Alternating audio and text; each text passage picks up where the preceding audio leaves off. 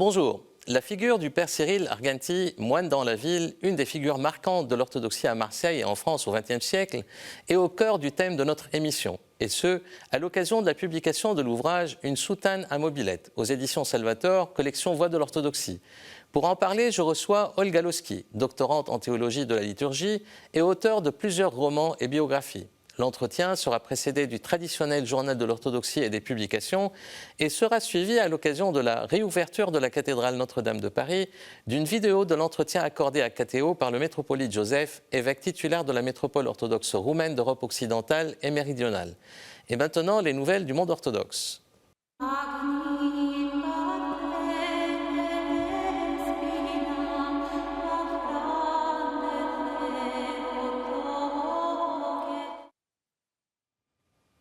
Turquie, réunion périodique du Saint-Synode du Patriarcat œcuménique de Constantinople sous la présidence du patriarche Bartholomée, qui a reçu à l'occasion de la fête de Saint-André, fête du siège œcuménique, une délégation de l'Église de Rome présidée par le cardinal Kurt Koch, qui a pris part, avec les membres de la délégation roumaine, à la divine liturgie. En Turquie toujours, décès de Léonidas Astéris, archon protopsaltis, premier chantre de l'église Saint-Georges, cathédrale du patriarcat œcuménique.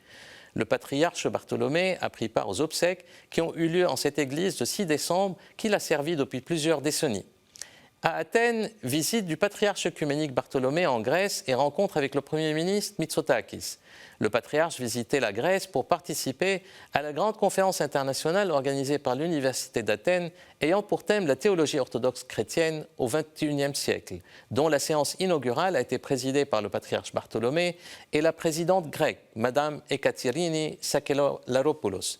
Damas, lettre de soutien du Saint-Synode de l'Église orthodoxe de Grèce à l'Église orthodoxe d'Antioche concernant la situation en Syrie. De même, le Premier ministre grec Mitsotakis a eu un appel téléphonique avec le patriarche Jean X d'Antioche à ce sujet, lui exprimant le soutien de l'État grec.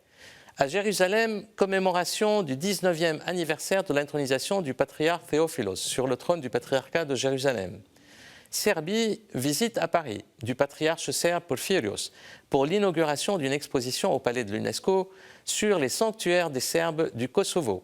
Il a été à Londres pour l'intronisation du nouvel évêque serbe de Grande-Bretagne. À Sofia, visite en Bulgarie du métropolite Antoine de Volokolamsk de l'église russe au patriarche Daniel de Bulgarie.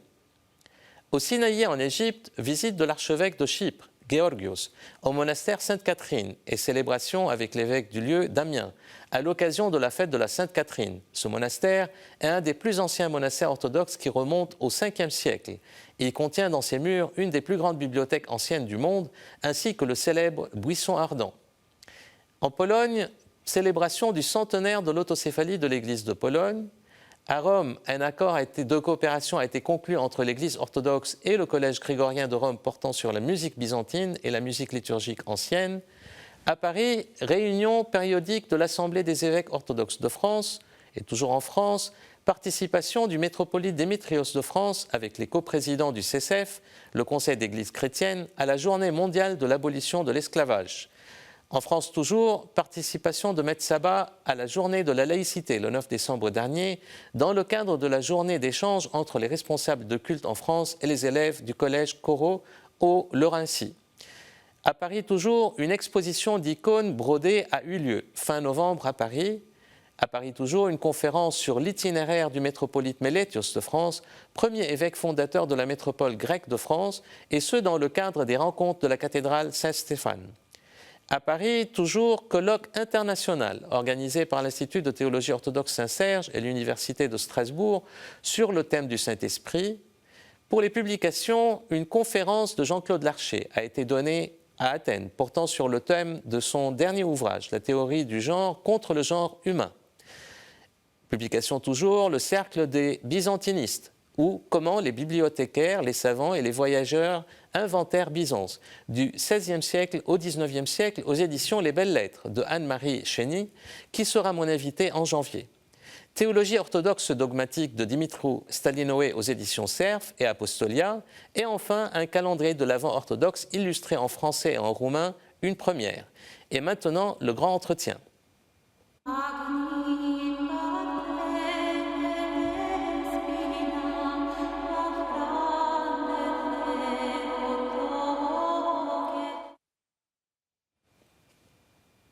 À 71 ans et après 39 ans de sacerdoce, je suis tout le temps en train de découvrir le sens de telle ou telle phrase de la liturgie et de devenir orthodoxe. On m'a demandé une sorte d'autobiographie et j'ai voulu que ce soit le récit de la découverte de l'Église que j'ai faite progressivement et que je n'ai pas encore terminée. Ces quelques notes autobiographiques d'une grande humilité spirituelle sont celles du père Cyril Argenti, celui qu'on aimait désigner par un moine dans la ville, qui fut une des figures marquantes et historiques de l'orthodoxie en France. Notre entretien aujourd'hui lui est consacré à l'occasion de la sortie du livre « Une soutane à mobilette » aux éditions Salvator, collection Voix de l'orthodoxie, publiée par Olga Loski. Qui était-il, ce prêtre d'origine grecque, né en 1918, décédé en 1994, qui fut moine et prêtre à Marseille pendant plus de 40 ans et dont la présence et la parole ont profondément marqué les orthodoxes de son époque? Quelle a été la vocation pastorale de celui qui, dit-on, volait vers chaque détresse sur sa mobilette? Un premier hommage lui a été rendu récemment, lui l'auteur de « N'aie pas peur », un ouvrage d'exhortation traduit en anglais aussi, à Marseille le 16 novembre dernier. Un autre hommage a été rendu aussi le 30 novembre à la métropole grecque de France à Paris, à ce moine kamikaze, le bon samaritain des situations extrêmes et des personnes en souffrance, fondateur de la paroisse francophone et du centre Saint-Irénée à Marseille. Témoin de ses grandes qualités de prédicateur, de catéchète, fut l'ouvrage collectif « Dieu est vivant », qu'il a coordonné, grand classique de la catéchèse orthodoxe pour les familles, qui a été traduit aussi en plusieurs langues. Auteur de Dieu s'est fait chair, le père Cyril a été aussi un fervent participant au dialogue œcuménique et cofondateur de Radio Dialogue, radio œcuménique de Marseille. Il y a réalisé d'innombrables entretiens regroupés dans le livre « Soyons l'Église » et où il a abordé des thèmes majeurs de la vie de l'Église, comme par exemple prêtre et laïque, vie monastique et vie dans le monde, l'unité chrétienne, l'histoire de l'Église en Occident, en Orient, etc. Pour parler de tout cela et de l'itinéraire de celui qui a été membre actif de l'Action des chrétiens pour l'abolition de la torture et de la fraternité orthodoxe en Europe occidentale et fondateur aussi de la JOM, Jeunesse orthodoxe du Midi, je reçois Olga Loski, doctorante en théologie de la liturgie et auteur de plusieurs romans et biographies, dont Le jour sans déclin aux éditions Cerf, une biographie de la théologienne orthodoxe française bien connue Elisabeth Berzigel, et La Révolution des Cierges chez Gallimard. Olga Loski, bonjour. Bonjour. Alors pour commencer, situons un peu qui était ce grand personnage, je dirais, ce moine dans la ville. Qui était Père Cyril? Alors Père Cyril est d'origine grecque, né en France en 1918 à Marseille, dans une famille qui n'est pas spécialement religieuse. Il ne va pas spécialement à l'église, mais bon, ça fait partie du paysage culturel d'une famille grecque du début du siècle, l'orthodoxie. Et puis au fil de sa vie, il va, à travers des expériences et puis aussi des décisions, se rendre compte à quel point Dieu est à l'œuvre dans sa vie. Et notamment pendant la guerre, donc jeune homme, il va s'engager dans la résistance, il va sauver des Juifs, ce qui lui vaudra d'être ensuite reconnu comme juste parmi les nations. Il va être arrêté, torturé par la Gestapo. Et là, il va s'évader d'une façon que lui qualifie de vraiment miraculeuse.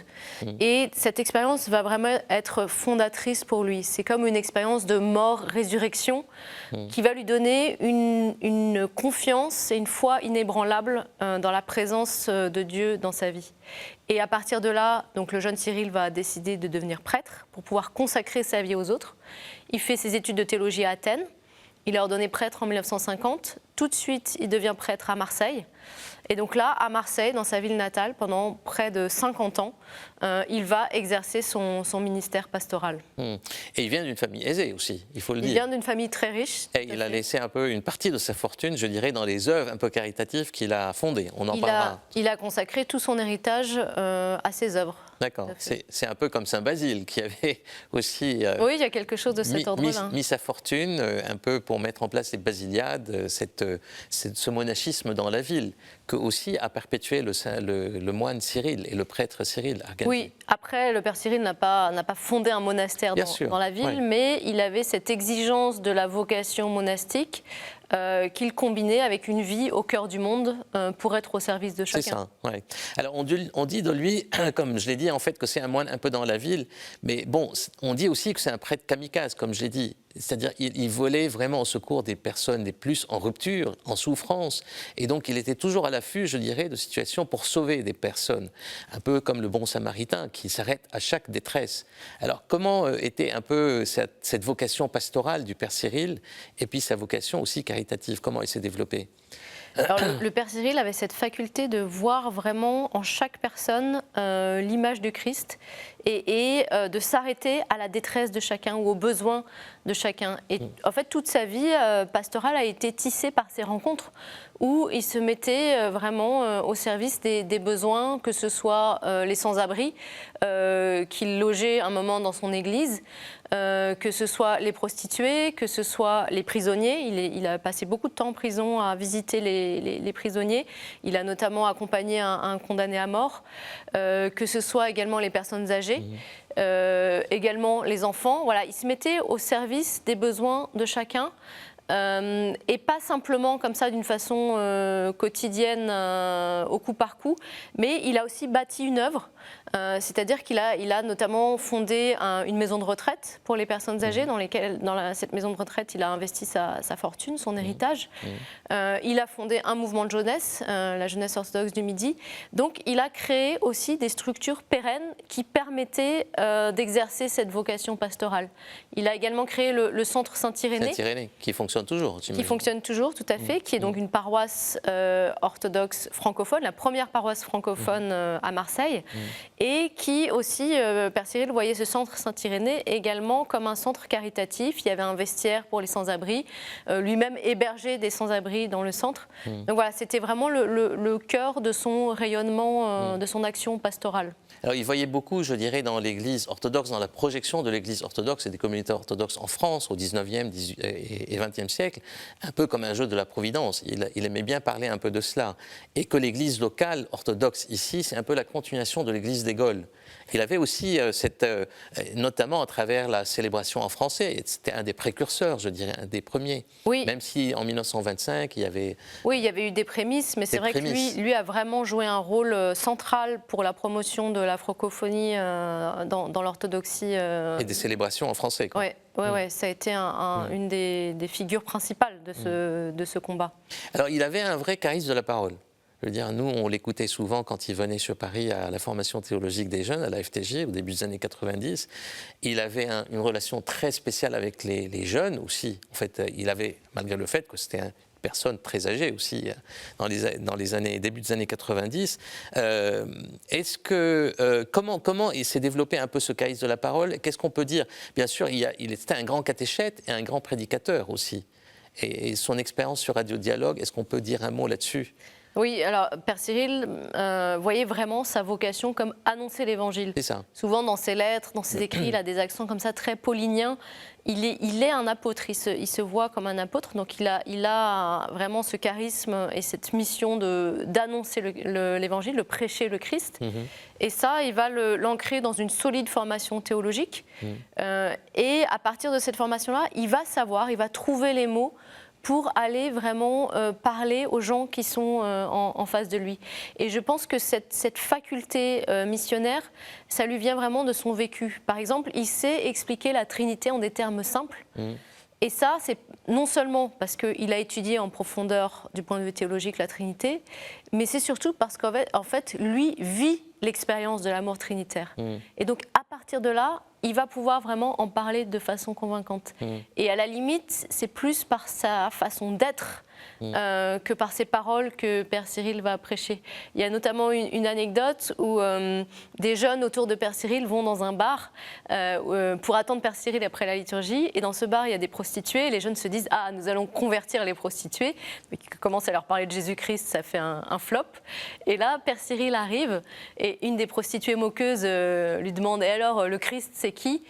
Et Père Cyril lui répond « Madame, le Christ, c'est la seule personne ici qui vous respecte. Et il commence à parler à cette femme qui se met à pleurer et il va convertir cette femme. Et il va vraiment la convertir par ce qu'il est, c'est-à-dire un être d'amour. Oui, il n'était pas le promoteur, je dirais, dans sa prédication, dans son témoignage, d'une théologie académique, un peu aseptisée, comme on dit aujourd'hui, mais d'une théologie vécue. Tout à fait. Par lui-même. C'était vraiment son expérience à lui, c'était ça son expérience de la théologie. Et c'est ce qui faisait qu'il avait un vrai charisme de la parole, qui touchait les gens. Oui, parce qu'il a commencé par vivre les réalités théologiques avant d'en parler. Oui. Alors, il n'était pas forcément toujours un homme des institutions, donc sa relation avec l'institution était parfois un peu compliquée, un peu comme une sorte de rebelle, mais en même temps, il était obéissant en fait à l'institution, qu'il envoyait pas mal à l'époque du comité interépiscopal orthodoxe, qui est l'ancêtre, je dirais, de l'Assemblée des évêques orthodoxes, à Lourdes, auprès de la conférence des évêques catholiques, dans différentes missions de dialogue, mais il avait une conception de l'œcuménisme qui était non pas un œcuménisme institutionnel, mais un œcuménisme de vie. C'est-à-dire, en fait, il voyait dans l'autre une continuation de ce qu'il est. Et d'ailleurs, quand il dit « j'apprends à devenir orthodoxe », toute ma vie j'ai appris à devenir orthodoxe, il ne part pas de acquis comme quelqu'un d'état orthodoxe. Comment son œcuménisme s'est développé et ses expériences œcuméniques ? Alors là aussi, il est vraiment parti du besoin du terrain. Pour lui, être orthodoxe en France aujourd'hui, ça allait inévitablement avec un dialogue œcuménique, donc qu'il a mené à différents niveaux. À Marseille, notamment, il avait un réseau œcuménique très très dense et à partir de là, il a pu créer avec d'autres la radio œcuménique qui s'appelle Dialogue et sur laquelle il a fait beaucoup d'émissions à plusieurs voix aussi, des tables rondes œcuméniques. Donc cet œcuménisme de terrain qui aussi va s'exprimer dans son engagement dans la CAT, Action des chrétiens pour l'abolition de la torture. Mais il va aussi être engagé, pas de façon, je dirais, comme ça, officielle, extérieure, mais vraiment par conviction, dans les grandes instances œcuméniques, notamment le Conseil œcuménique des Églises. Là, il va être très actif, très présent durant plusieurs décennies. Il va participer à la rédaction du BEM, le document sur le baptême, Eucharistie, ministère. Il va présider la commission Mission Évangélisation. Il va participer à Foi et Constitution. Donc, il va avoir cet engagement officiel, mais qui part toujours de ses convictions profondes. Et sa conviction, c'est que nous sommes tous en chemin vers la vérité.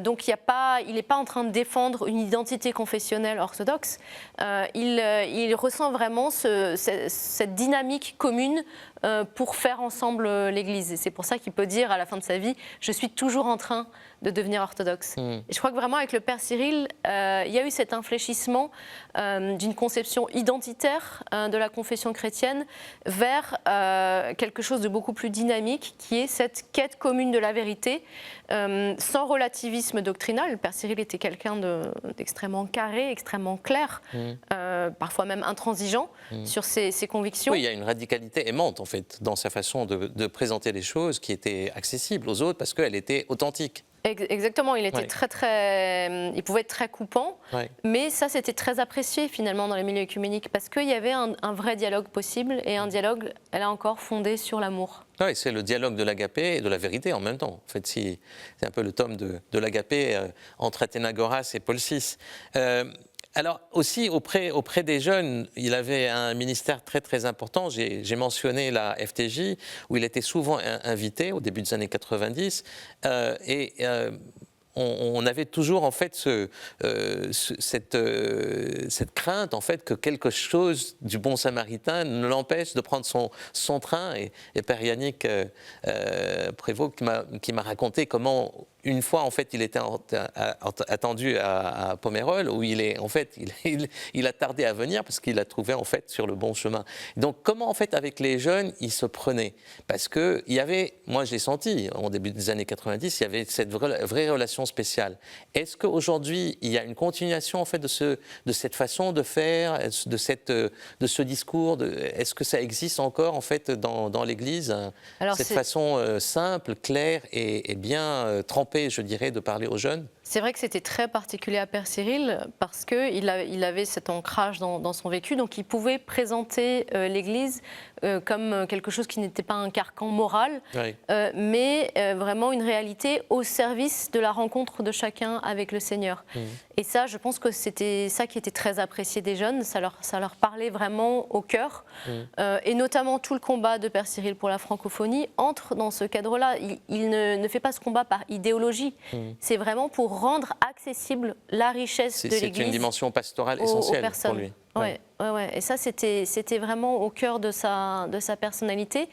Et je pense que ça a quand même fait école, c'est-à-dire que cette façon d'être, déjà on peut la retrouver dans ses livres, qui sont principalement une mise à l'écrit de ses prédications, de ses émissions. Donc on a ce style oral. On peut retrouver direct. Aujourd'hui au monastère de Solan, si je ne me trompe pas. On peut le retrouver sur le site du monastère de Solan, toutes les émissions. Toutes les émissions qui sont classées par thème. En fait, il y a une centaine, en fait, avec des PDF. À chaque fois, en fait, il consacrait une vingtaine de pages, je dirais, pour un sujet donné, comme je l'ai présenté par exemple, la vie monastique, la vie dans le monde, et prêtres et laïcs. Oui, c'était l'équivalent d'une émission. Voilà.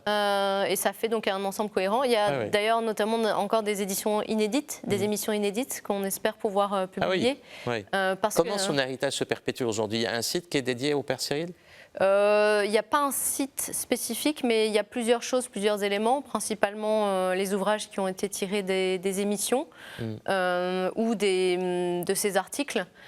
Donc voilà, ça c'est pour l'écrit. Et après, je pense qu'il y a tout un esprit de Père Cyril qui perdure. On a pu le voir notamment au moment des commémorations pour les 30 ans de son rappel à Dieu. Père Cyril, il est encore très vivant, non seulement dans les mémoires des gens qui l'ont bien connu, mais on voit bien à quel point il continue aujourd'hui d'interpeller les jeunes par sa vie. En tout cas, merci beaucoup Olga en fait pour ce livre. C'est un peu, vous continuez un peu dans cette série, je dirais, des biographies un peu spirituelles des personnes qui ont marqué. Après Elisabeth Berzigel, maintenant en fait le Père Cyril. Et puis c'est un livre qui est intéressant, qui est passionnant parce que c'est une traversée du XXe siècle orthodoxe aussi en France. On retrouve pas mal de repères. L'arrière-fond historique de l'orthodoxie. Et donc si quelqu'un veut découvrir, je dirais, l'orthodoxie, comment elle s'est installée, les problématiques qui se sont posées, les figures qui étaient autour du Père Cyril, il n'a qu'à lire ce bouquin qui est très intéressant, et puis découvrir la figure du Père Cyril qui pour moi en fait est une belle figure prophétique aussi. C'est un peu cette allure, je dirais, d'un moine, mais d'un moine qui est aimant, qui est très ouvert, qui est très accessible. Oui, qui prophétise le royaume. C'est ça, tout à fait. Cette vie dans le royaume qui est une vie sans barrière, qui est une vie d'accueil de l'autre, que lui savait incarner si profondément. Très bien, merci beaucoup Olga. Merci. Et là, je vous laisse avec la vidéo de l'entretien accordé à KTO par le métropolite Joseph, évêque titulaire de la métropole orthodoxe roumaine d'Europe occidentale et méridionale, à l'occasion de la réouverture de la cathédrale Notre-Dame de Paris, à laquelle ont pris part les évêques orthodoxes de France. Et moi, je vous dis bonne nativité du Seigneur et tous mes vœux pour les fêtes de fin d'année et à la prochaine émission.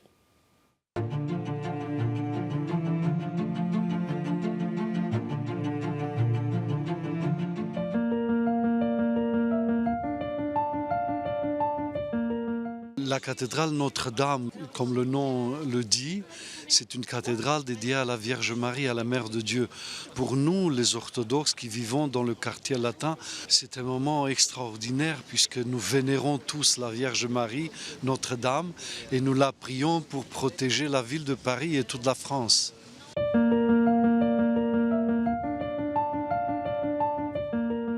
Autour de la Vierge Marie qui nous protège tous, qui est la mère de tous les chrétiens, nous vivons d'une manière l'unité de l'Église autour de la Vierge Marie, qui est le symbole de l'Église, puisque la Vierge Marie, par le fait qu'elle a accueilli dans son sein le Fils de Dieu, elle est la première Église et l'Église même.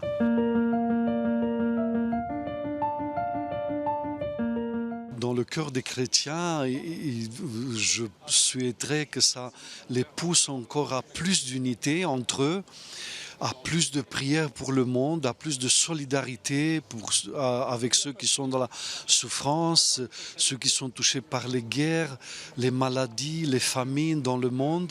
C'est à ça que la Vierge Marie nous appelle, à ne pas oublier nos frères qui sont dans la souffrance.